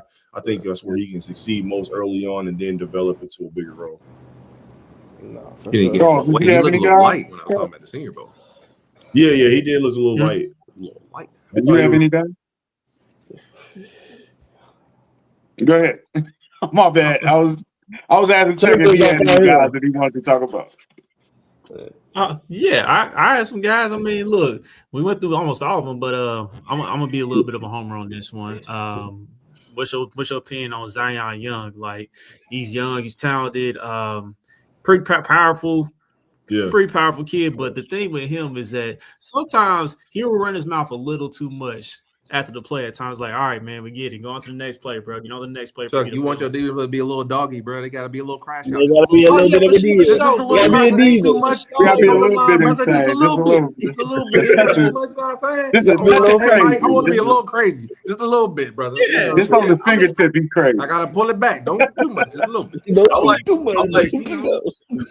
I like Zion. I like Zion Young. I think he's a solid prospect. I think again, I don't know what his ceiling is. I think he did a lot of flash. Like he had a lot of flash in college. Like it was a lot of highs, right? And there was some, I wouldn't say always lows, but it always wasn't him being that like just purely dominant guy. You know what I mean? So I think he'll get a knock for that with some teams. But I think if you get him in the right structure, in the right system where he can play, because I think he has a scheme versatility too, where he can kind of knock down inside a little bit, on third down and maybe rush inside on the guard and do some things like that, but also play on the edge on some base downs. So I think he provides that scheme versatility to where I think his traits his measurables and things are going to be good at the combine. I think he's going to run well. I think he's going to do some explosive things with the jumping and stuff. So I think that at that point, you got to take a chance on him. You know what I mean? If he's there and it makes sense at the right pick in the right place. But I think, again, truly, what is his ceiling? Can he be a consistent guy that can be dominant and do everything you need to do to, have hopefully a championship level defense? But I think he has some good skills, good skills that a team can take advantage of if they put him in the right position. Yeah. No, I agree. Would you take Zion over R. Mason Thomas, Mike? I'm team R. Mason. I love no disrespect to Zion, but I like no disrespect to Zion. I love R. Mason. But he just ain't got the he just ain't got the height. Yeah, he just ain't got the height. That's it. But as far as like, he reminds me a little bit. I don't know if you remember Tim Williams from Alabama. Yeah. Who, I mean, shoot, man, he was like, man, dude, you called on third down. He smoking a cigarette on the sideline. He coming on third down, get a sack. Like it was like that, man. Like he wasn't playing first or second down. It's third down at 8. Tim Williams, come on, hey, let's work. And that's our Mason. I mean, he got a little bit more push into like some more like first and second base downs this year. But they were so deep at Oklahoma, man. He didn't have to play that much this year. He didn't have to play that much.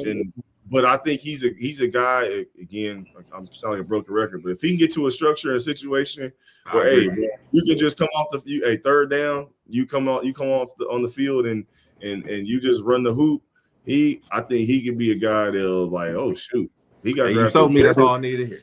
Yeah, no, I don't know where he's projected at. I think he might be a little bit later, but I think he'd be a most of my mocks I've been seeing him anywhere from like 40 to like 60. Yeah, that's like area.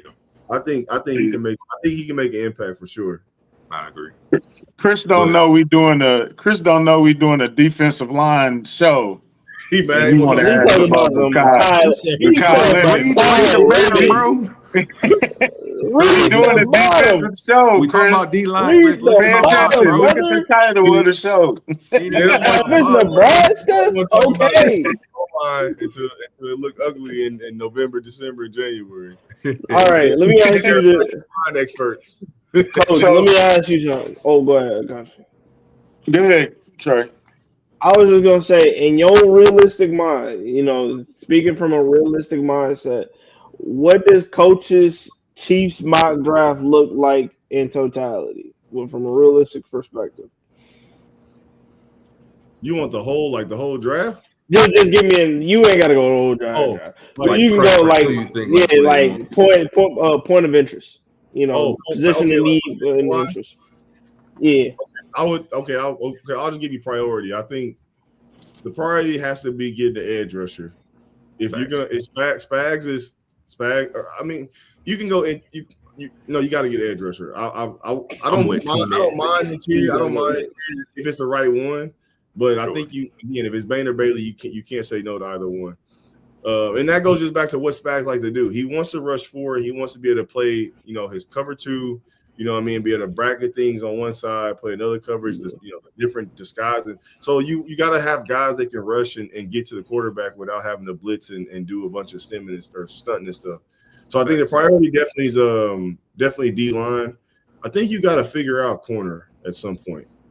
I'm not sure if that's a top priority, but I think there's some things there that we saw, especially late in the season, that we got to find some guys that and two, you got to understand, are we going to be what's McDuffie, like is McDuffie's future? Is he going to be long term, right? Is that somebody we're going to keep around forever, or are we going to end up flipping that else? Mm-hmm. I think there's definitely a spot there. Yeah, and I think we got to figure out, get something in the corner. And then from there, I think you just got to draft the best available. I mean, I think from there, just get the best available guys that you can get. Running back, obviously, that's another one too. Running back, I think you got to address running back in the draft. But, I mean, it's something that, we haven't done with high value since Clyde. Yeah, since Clyde. So, which is now the time because we need to address this. I'm tired of this running back. Yeah. I would take an edge rusher over running back for sure. Thank you, Coach. Oh yeah, first two picks D-line. First two picks, yeah. Yes. I would first two picks in D-line. Yes. I definitely would. Because kind of like what Chris is alluding to, because I don't understand why in the world fans think that we need a wide receiver so desperately and you clearly see the position of need has been, we need to get an edge rusher. We need to actually have a solidified defensive line. And then we also have to have a run game that is not only productive, but also consistent. Yeah. You would think they didn't complain about Derek Nottie all year, but they, you know. That's why we have these Trey, conversations in here, Mike, because the TL be crazy. I don't really talk Oh, about yeah. Right. But Trey, you want to know why that stuff was brought up with the wide receiver thing? Because it's lazy. My thing is this, like, yeah, them guys struggle beating man this past season. Yeah, but I think part of that was due to coaching too, man. That's also true. A lot of that It's 50-50 for sure. Absolutely. So, it's a little bit of both. But yeah, D-line's always been the top priority for me. Got to get to the quarterback. We went 3 games, Mike, without getting a sack. I was utterly disgusted. When I saw that stat. That's unacceptable, bro. pretty nasty. 3 games without getting a sack. Wow. Pretty nasty. I think we almost beat. Like, bro, we got to get. And we almost beat the Broncos with 1 sack. We need to get to the quarterback. Then we almost beat the Broncos with 1 sack. You gotta look at how people are beating Pat. You know what I mean? Like, let's flip the script. Like, run the ball, be a rushing passer. You know what I mean? Yeah. Like, let's flip the script on everybody else. We got the best quarterback in the world. I'm not saying we got to micromanage them, but I think that's the thing too. At the end, help them out. Like, hopefully we get just it's structure. It's just more structure. You know what I mean? So. talk this shit, We ain't talking about you, Chris. No, Coach. You know this has been a long time in the making, man, and hopefully this ain't the only time. Combine coming up soon. You know we got to get you back in. Then I try to get you. Trey has a podcast where they do college, the Red Shirt podcast. I'm trying to book you on that for a long time, you know what I'm saying? Now that y'all met and y'all kind of familiar with each other, we can get that cracking. It's definitely been a long time coming. I respect you as a man, bro, and your journey. And I'm proud of you, what you're doing, and keep doing more success and more success. I wanna know this though before we go. We gonna keep it simple. I want to know who was one of your funniest teammates and who was one of your best teammates, like athlete-wise. Like, man, this guy got it. I'll start with the best because it just popped off. Randy Gregory is probably the best. Randy was a dog, boy. Yeah, he was by far the best athlete I've probably ever been around. Like, the stuff he used to do in practice was just crazy. Like, you know, we had Amir Abdullah, who, I mean, he's still in the league now. Yeah. Shout out Amir, bro. Still playing. OG Amir. Amir still in the league. I've been working out with Amir. Still catching them checkdowns, man. My bad. He's still catching them checkdown passes, dog. But yeah, he made some amazing plays just on him, like running him down on screens and stuff. That he was just different. And I mean, obviously, you guys know how his story unfolded in the NFL.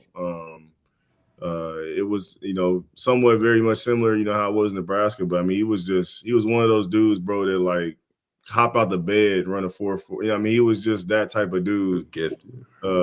Super gifted. You know what I mean? I'll say he was just blessed with it, bro.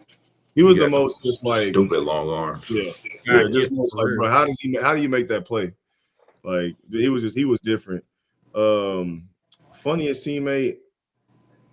Yeah, I'm trying to think. We got some characters, man. I'll say probably the funniest teammate I had was Jonathan Rose. He was a cat from Alabama. He transferred from Auburn up to Nebraska. Real cool dude. He actually he was on at the Ottawa at the Red Blacks when I went up there. He actually just got his jersey retired up there. He's a CFL legend up there. That's what's up. Oh, that's so sad. Yeah, man, bro, have you rolling for days. Country dude, man. So he ain't got no sense. You know what I mean? So I had to give you a flowers, Mike. I was in the CFL too. I was in Montreal and Toronto. So there you go. Up there. I mean, I was just on the P squad, man. That's what I was on, bro. I wasn't nothing special. I ain't get to do nothing, man. The crazy thing is in the CFL, bro, on the P squad, they didn't give us no practice reps, bro. Like, bro. That's the crazy thing. Like, I'm like, so like if somebody get hurt, I'm just supposed to be ready to go. That's what I'm saying. You want me to play it on this field? You got got dudes in motion, the field goals in the front of the end zone. This is weird. I told him about the motion, man. That was so weird. I played receiver, bro, and I was still trying to get used to it. So I'm like, we can run forward, and they're like, I'm like, all right. Yeah, like I was telling them, man, I was a box linebacker, man. Like y'all, I know you was in hell. Full speed at me. I was like, man. This ain't it for me. Y'all know who else was a Canadian football legend? Who's that? Dwayne Johnson, The Rock. Hey, yo. Man, I thought you were about to say Casey Printers, dog. He's still making salad out of shit sandwiches. But Coach, I'm gonna try to make it to a Nebraska game next year for sure. I'm gonna tap in with you. Yeah, man. We're supposed to go to one this year. I know country's trying to get us up there. I'm for sure gonna get one for sure. They got Indiana, Michigan, and Coach, State. I got that Indiana game gonna be crazy. Yeah, that schedule was crazy. Go ahead, Chuck. The road, but I got a question for you before you get up out of here. So I'm gonna assume that you have coached in every single position now, since you've been away from playing from the game. You told me you were currently a defensive line coach. You told me you coach the secondaries. I assume you coach linebackers too. You used to play linebackers, so I'm assuming you did that too. So like, can you just take us through like, the different transitions you got to go through with coaching, different positions as far as on the defensive side of football? Yeah, like the mindset or just yeah. I mean, it comes with a lot of different process. stuff. Like, even talking about like how you interact with the players. Like, think about, I've never had a cornerback group, but college, you just know the cornerbacks are different. They're the receivers of the defensive group. Like, you got personality. You got a lot of personality there, and that personality is very, maybe just individualistic. You know what I mean? They gotta have that confidence being on the island. Now you go to the D-line room, right? It's a whole different type of group there where you got some dudes that got some personality, but now these dudes they tripping over themselves, they clumsy, they goofy, like, so it's just a different way you got to carry yourself with even in your different position groups and just understand who you're working with. I would say the football part for me, that it's pretty easy. Like, I've always been someone that, even being a linebacker, you had to kind of know a little bit of every position just because one making the checks and calls and things like that. So you got to have a total understanding of the game. So for me, it's really not much of a transition. I've really honed in on the D-line stuff probably since, I would say, last 5 years, and kind of stuck with that. But, I feel comfortable if I needed to go into other positions. But like I said, they have their different personalities and, different way of, how the standard kid in the group is going to be. But at the end of the day, I mean, if you're a ball coach and you have a knowledge about the game in general, I mean, I think you can navigate those things pretty easily. All right, go ahead, Trey. I mean, everybody was asking they kind of questions, so I was asking him. You said that you were coaching over at Liberty, and you had this past season. You had the opportunity of playing against, the Class 6 state champs. That also happens to be my high school alma mater. Lord have mercy. Here we go. I don't know if you followed their story or not, but coming from a high school head coach, like what has been your thoughts on how their season went, especially not only going against them, but also just seeing how the season for them as well as anything has panned out? Yeah, so we started, our first game was against them, and it was a totally different, obviously, offense and structure. I think was it Preston or Peyton? It's one of the twins. They the one that's going to Missouri, Preston. Yeah, he broke his leg versus us, and he was out. And then the other guy's going to Missouri. I think he had injury. He was out. So we ended up winning the first game. I think by maybe 10 points, something like that. It was a really good game. And then obviously they go, I think maybe 0-3, 0-4, and they just switch up everything. Just talking, our head coach was talking to at least some of the head coach, basically just said, they just lost. He went and watched the film, and he said he just got on YouTube and looked up, the single wing and the offense they ran. So he said he learned it over a weekend. So you know how that feels to know that a coach learned the offense over one weekend and went on the table to score or to win the state championship. But it was it sucked to lose, but I mean, to see I think to see the unselfishness of like the the kids to buy into that system. And, you know, knowing that we went from, hey, we were doing a spread offense where 5 to 7 people are going to touch the ball to now 3, really it went down to 1 in the state championship game. We do have like 50 carries. You know, I think the unselfishness of the group, and I think that's the thing for me coaching. Like, that's why I follow. Like, I love Nick. Like, Nick Saban's one of my guys, like an outside mentor that I look to. You know, just because like I understand like getting good talent, right? But how do you manage it? You know what I mean? And how do you manage the egos? I think that's the biggest thing that coaches don't get. They don't get maybe critiqued enough on, or maybe they do get critiqued on too much. But how do they manage talent? Like, I think being an underdog is easy to a certain extent because they're not expectations. You know, to a certain extent, Kurt Signetti has an easier job at Indiana than Matt Rule does in Nebraska because Matt Rule is faced with the 90s. He's faced with the 80s. He's faced with the tradition. Whereas Kurt Signetti is like, y'all never won nothing. I have. Shut up. Let me drive the car. Right. Yeah. And I think shout out to the coach to be able to get those kids to buy in. That's the biggest thing. Like, I'm always interested in how do you get people to buy in? Like, I look at it's a form of manipulation to a certain extent because I got to get you to believe that what you're doing is beneficial for you. But at the end of the day, I know it's probably more beneficial for me or for us, right? And so I always look at guys that do that well. So I think Coach Miller did a great job of getting his guys to buy in and believe in, you know, what they were doing. And even defensively, I thought they were really good defensively just as much as they were offensively. So shout out to them. Well, you shouldn't listen to a coach if they haven't won a Super Bowl. You know what I'm saying? Like, apparently, if you're Shedeur Sanders, your boy, you shouldn't listen to Ty Monken because he ain't won nothing. You know? Could be on TV every day, boy. Jesus Lord. Hey, man. That's probably one of the top 5 dumbest comments. He had a lot of dumb comments, but that one took the cake today. He should be let go. That was a crazy one, boy. That was a crazy one. But we're getting crazy now. Like I said, Coach, man, we definitely respect you. We root for you, even though we all didn't go to. None of us went to Liberty or nothing like that, but we still rooting for you, though. You know what I'm saying? Like, I know about y'all. You know, this is home for you, bro. Anytime you want to come chop it up, no matter D-line, D-backs, college, high school, you know what I'm saying? You got free will over here. I know we've been talking about getting into that podcasting thing, you know what I'm saying? So, you know what I'm saying? I'll let you, boy. But we definitely got a home for you, man. You know, this is home for you, man. And we respect when we get that combine, when the combine jump around, man, let's definitely revisit some of these names we talked about. You already know. I think it's definitely going to be some. Hey, man, doors is open. It's all right. As long as you ain't talking about like no Jalen Daniels or nothing, like we good. No, nothing like that. Nothing like that. Maybe some of the Nebraska cats I might try to throw in there, you know, late round. Look, I mess with Dane Key.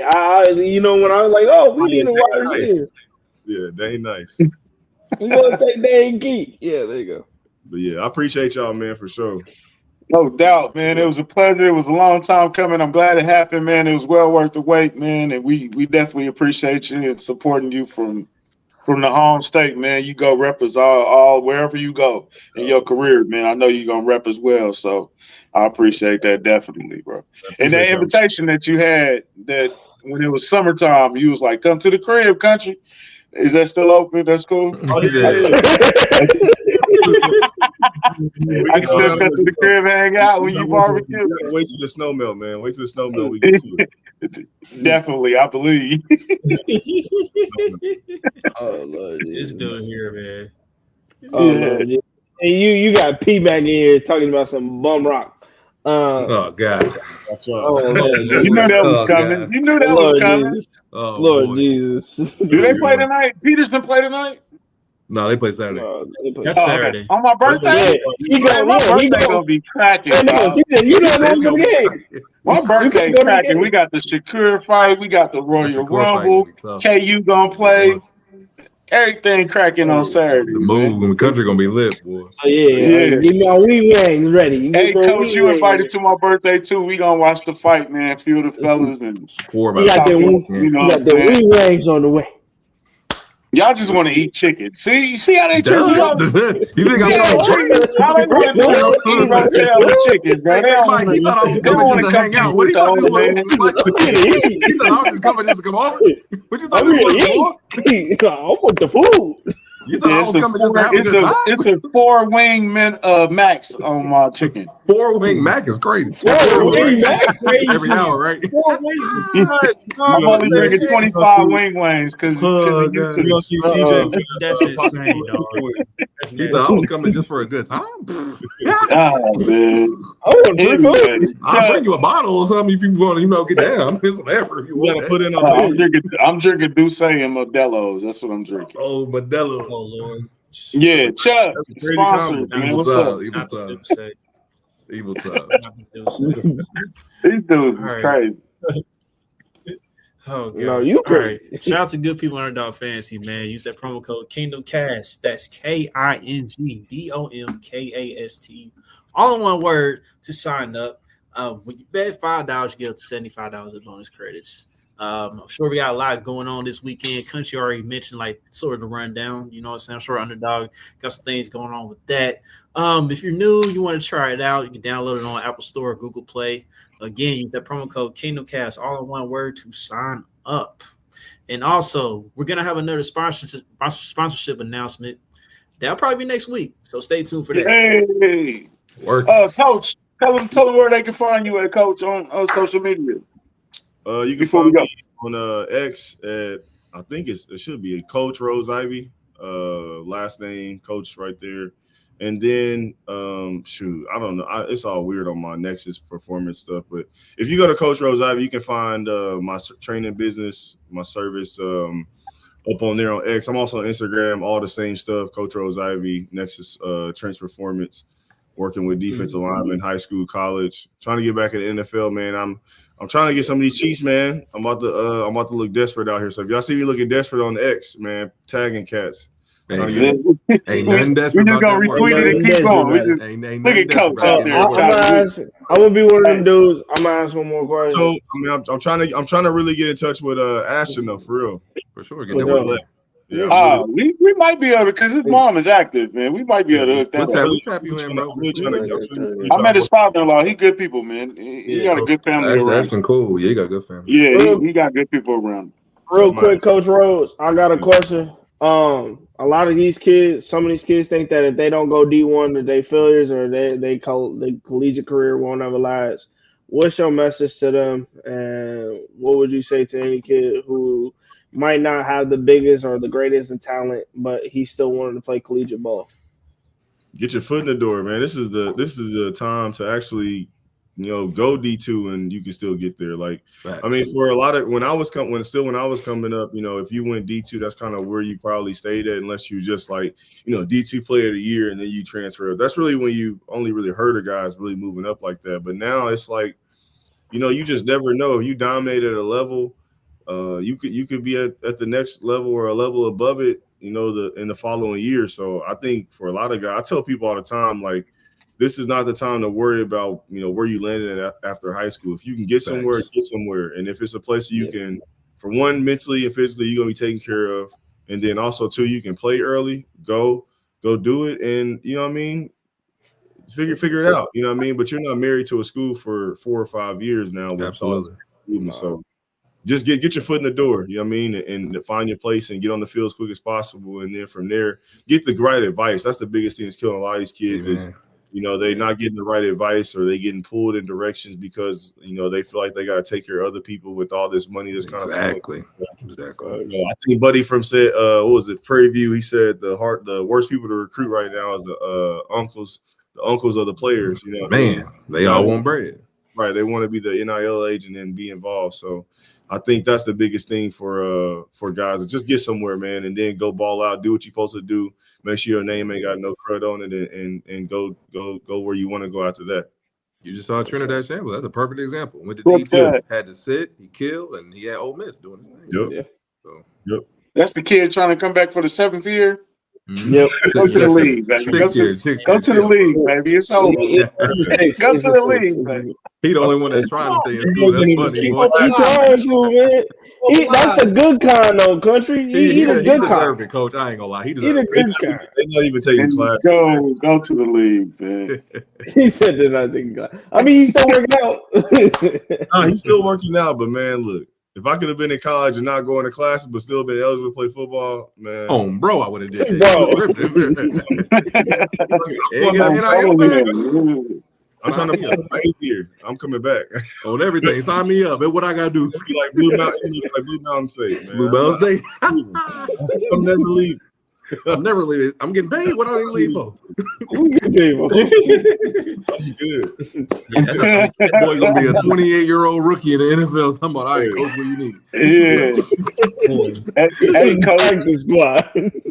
Next time you come on, we gotta talk about the Nebraska parties. I know it got wild up there. Oh Lord. Trying to incriminate him. He's trying to get him going. He's trying to get him going. We gotta put that behind the paywall. He's trying to incriminate you. Don't do it, coach. Don't do it.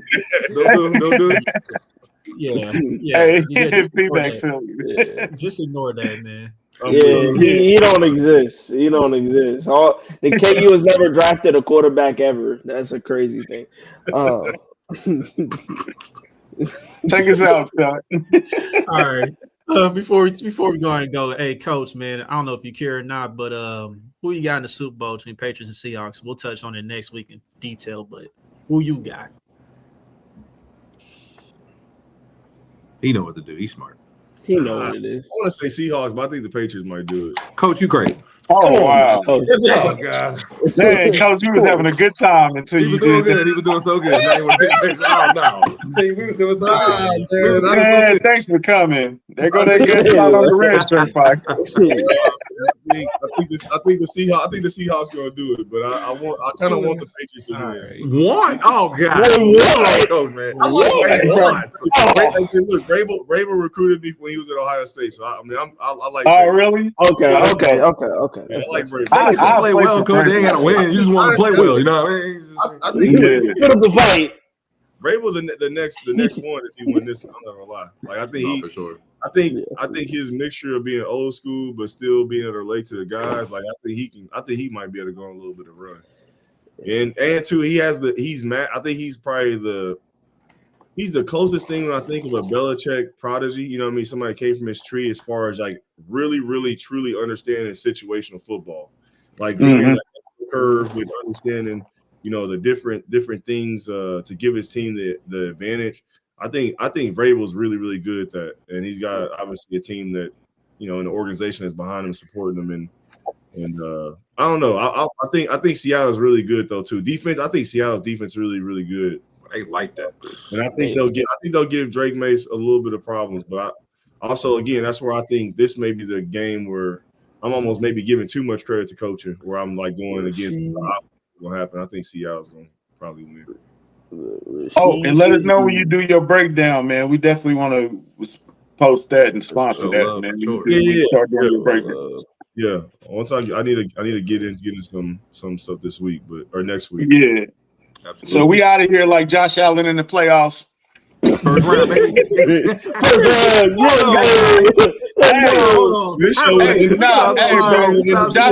Josh Allen gonna say he had a broken bone in his foot, bro. The whole play. Like, come on, bro. Stop it, Josh. Come on. You got to run around when you fumbled the ball. Hey, man, that play before half was crazy, man. Bro, that was so bad, coach. He just run around. I was yelling at the TV like I actually cared about it. This the dude they said that was top. That was number 2 that's supposed to win. This the guy? Don't look like it. He's the best player in the league. The what? This dude did a LeBron cast. It's gonna be a crazy. All right, hey, Chuck, chill up. Chuck. No, that's exactly what happened. The L word, coach. We don't allow him to use the L word. He's trying to use the L word. Why are you embarrassing us in front of coach? Stop embarrassing us, bro. We professionals. Coach. We tell him not to use the L word, but he continues. He don't listen to us. He don't listen to us. Why are you embarrassing us in front of coach? That's what it was, fam. I'm sorry, dog. Oh my God. It's gonna be a long offseason talking about is Darnold better than Allen and Lamar. That's gonna be funny because they in the same class too. No, you don't talk about. That's gonna be a funny time. Yeah.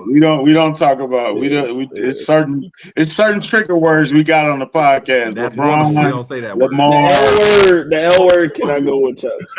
Eric Bieniemy was a trigger word on here, but we working on off that. the list. Yeah, to you. A trigger word to you. Yeah. To me, Coach, I apologize. I apologize. We apologize. I apologize. This Coach. one They usually act on better. the far left. Act right. On the far left. don't worry about them, Coach. This is our show. They got their own things. But you want to know the other bad scenario for Josh Allen is though? If the Patriots win, Stephon Diggs and Matt Collins would have won one without him. That is funny. And they play with him in Buffalo. That is funny. I just don't. As long as Stephon Diggs don't make no more babies, bro. That's all. We don't need to celebrate. Too late. On the way. Too late. Stephon Diggs, a world with Stephon Diggs with Super Bowl ring. I don't know if we're ready for that. That could be. He gonna act Oh different. You might be right, Coach. Hey, Lord help him, man. Lord help him. Yeah, I think Cardi B talking now. Wait till she get a Super Bowl ring. Boy, You thought that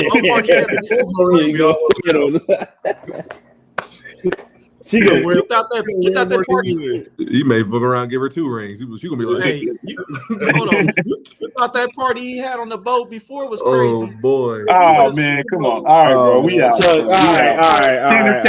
Hey, like, share, subscribe, man. We rocking with y'all. Hey, happy birthday to my wife. Her birthday's tomorrow. My birthday's on Saturday. Holla at your boy. Tell me happy birthday, man. Make me feel good. Wing wings for the free ski. Yeah. You see, Coach? I'm getting 100 wings. They only getting 5 apiece. That's it. Five. I'm cutting you off. And then they all flats. And don't try to touch my drums. They all flats too. All flats. He's right there. No, he ain't right there. No, he right there. I keep giving Chuck the signal to get us out of here. He just sitting there laughing. Y'all keep running y'all mouth. Wrap it up. Got stuff to do. All right. So I like to thank everybody for tuning in, man. Shout out to Coach Mike Rose-Ivey for pulling up, man. Don't forget to like, subscribe, comment, share on your social media platforms. Until the next episode, we out, Chiefs Kingdom. Aquarius season. Aquarius, you know.